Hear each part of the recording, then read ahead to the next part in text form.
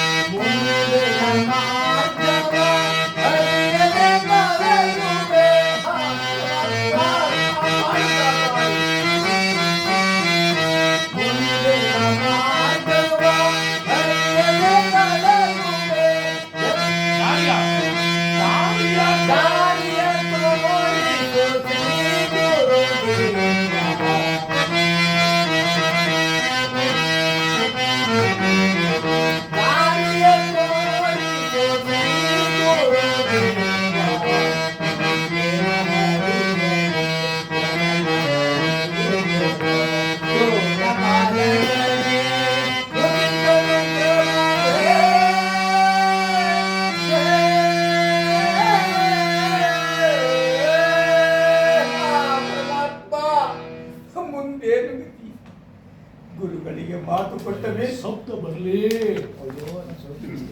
ಗುರುಗಳಿಗೆ ಮಾತು ಕೊಟ್ಟ ಮೇಲೆ ಅದೆಂತಹ ಕಠಿಣವಾದ ಕಾರ್ಯವಾದರೂ ನಡೆಸಿಕೊಡಲೇಬೇಕು. ಹೀಗೇನು ಮಾಡಲಿ? ಮಲ್ಲಿಕಾ, ಮಲ್ಲಿಕಾ ಸ್ವಾಮಿ ನಮಸ್ಕರಿಸಿವೆ. ನಿನಗೆ ಮಂಗಳವಾರ ಇಮೇಲ್ ಹೇಳಿ ಮಲ್ಲಿಕಾ. ವಿಡಿಯೋ ಮಾಡ್ತಾರೆ, ಸೌಂಡ್ ಬರಲಿ ಅಂದ್ರೆ ನೀವು ಸ್ವಾಮಿ, ತಾವು ಈ ರೀತಿ ಚಿಂತಿಸಲು ಕಾರಣವೇನು ಸ್ವಾಮಿ? ದೇವಿ, ಯಾರೋ ಮುನಿವರಿಯರು ಕೋರಣ್ಯಕ್ಕಾಗಿ ಬಂದಿದ್ದರು. ನಾನು ಅವರಿಗೆ ಭೋಜನ ಮಾಡಿಸುತ್ತೇನೆ, ಬಹಳ ದೂರದಿಂದ ಬಂದಿದ್ದೇನೆ, ಹಸಿದು ಬಂದಿದ್ದೇನೆ ಅಂತ ಹೇಳಿದರು.